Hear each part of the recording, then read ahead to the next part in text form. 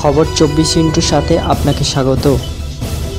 নতুন নতুন খবর জানার জন্য আমাদের চ্যানেলে চোখ রাখুন।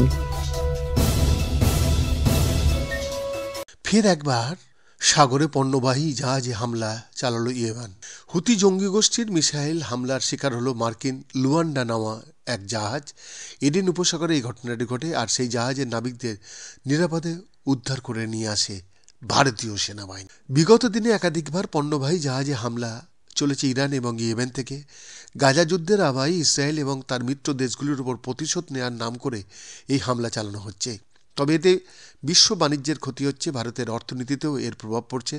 এই পরিস্থিতিতে ভারতীয় নৌবাহিনী আরব সাগর এবং তৎসংলগ্ন এলাকায় একাধিক রণতরী মোতায়েন করেছে।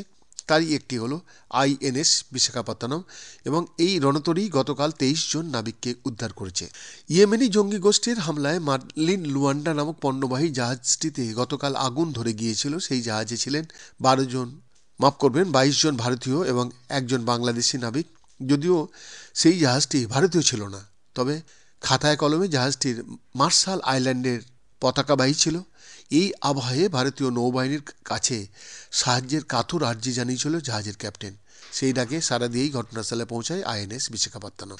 উল্লেখ্য, জাহাজে পরপর হামলার আবহে এডেন উপসাগর এলাকাতেই ক্রমাগত টহল দিয়ে চলেছে INS বিশাখাপত্তনম।